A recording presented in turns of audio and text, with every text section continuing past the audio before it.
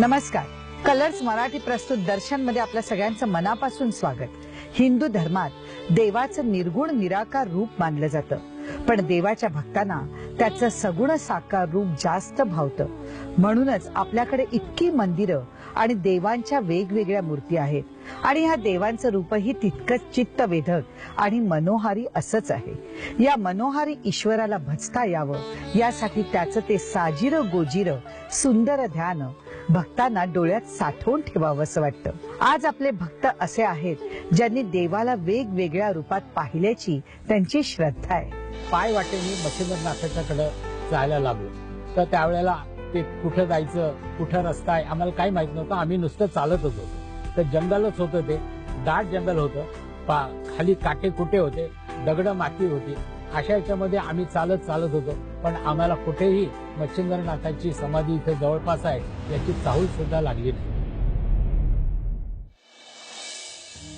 सूर्यकिरणांहूनही प्रखर असा वृद्धेश्वराचा महिमा आहे असं म्हटलं जातं. श्री क्षेत्र वृद्धेश्वर देवस्थान हे भगवान शंकरांचं स्वयंभू स्थान आहे. इथलं शिवलिंग स्वयंभू आहे आणि आश्चर्याची बाब म्हणजे या शिवलिंगात दरवर्षी महाशिवरात्रीला गव्हाच्या दाण्या एवढी वाढ होते. असं म्हटलं जातं की अनेक वर्षांपूर्वी सर्व नवनाथ ऋषीमुनी 33 कोटी देव देवतांच्या साक्षीनं हजर झाले आणि त्यांनी एक महान यज्ञ पार पाडला.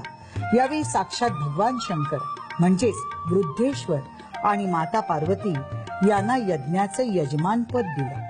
वृद्धेश्वराच्या मंदिरापासून साधारण 8 किलोमीटर अंतरावर देवराई आहे. मंदिरापासून देवराईपर्यंत महाप्रसाद घेण्यासाठी सर्व देवांच्या रांगा लागल्या होत्या.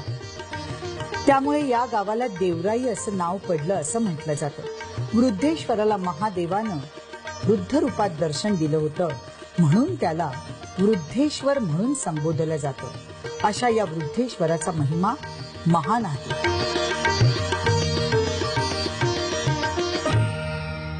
नवनाथांच्या काळातली ही गोष्ट.